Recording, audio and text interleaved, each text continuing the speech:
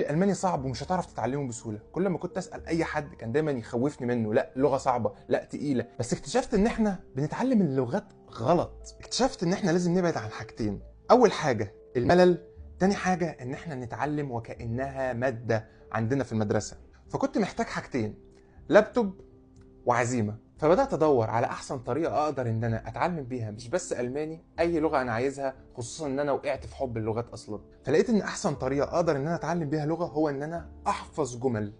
نسيبنا بقى من شغل احفظ 200 كلمه، احفظ مش عارف ايه، لا، جمل مستخدمه يوميا، جمل هتقدر ان انت تستخدمهم في اي موقف هتقابله لو انت بتتعامل مع حد في اللغه دي. ولازم في البدايه انك تعمل الحاجات الممله اللي هي تحفظ حروف، تحفظ ارقام، تحفظ الابجديه، نطق الحروف، الصوتيات. اهم حاجه دي الازمه، الصوت. اللسان الالماني، اللسان الاسباني، اللسان العربي، لازم تاخد وتدي مع اللسان. You have to pronounce it S-C-H-T.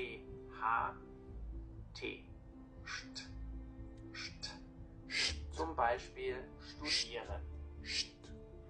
اي حد يقول لك مش هتعرف تتعلم الماني قول له شت. يبقى انت في المستوى ما بين A1 و E2 هتبقى محتاج حاجتين. اول حاجه هتبقى محتاج موقع او شيء يلقنك جمل مستخدمه يوميا، لازم تكون عارف تتعامل. تاني حاجه هتاخد لفه حلوه في اساسيات اي لغه، اللي هو حروفها، كلماتها، صوتياتها، ارقامها، الحاجات البيزكس جدا. ده الهوم ورك بتاعك بالنسبه للاساسيات، وعارفينها وموجوده في اي حته. الارقام والحروف والصوتيات هتلاقيها في اي حته.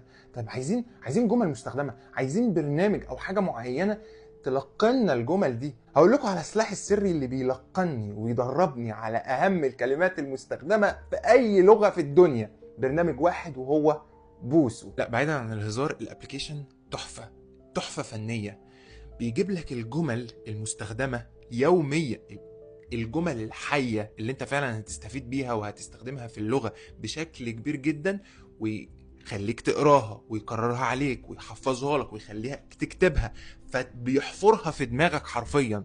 وصدقني انا نفسي يكون اعلان والله، يعني ابلكيشن بحبه وهيدوني فلوس، ولكن انا بعرض لك الابلكيشن ده لله، وان انا فعلا افيدك وانك فعلا تستفيد وتتعلم لغه. اللغه دي بعد كده ممكن تجيب لك فلوس او تفتح لك مجال للسفر. انا كده هبقى مبسوط. وكمان طلعت في الوقت ده بالذات لان الابلكيشن دلوقتي عامل خصم 75%، عامل خصومات رهيبه. الابلكيشن بقى بيديك النسخه المدفوعه لمده سنه ب 500 جنيه. ده ما جابش ثمن اكله. فانا شايفها فرصه انك تستثمر في نفسك وتستثمر في الابلكيشن ده، وسنه كامله بتتعلم كل اللغات اللي انت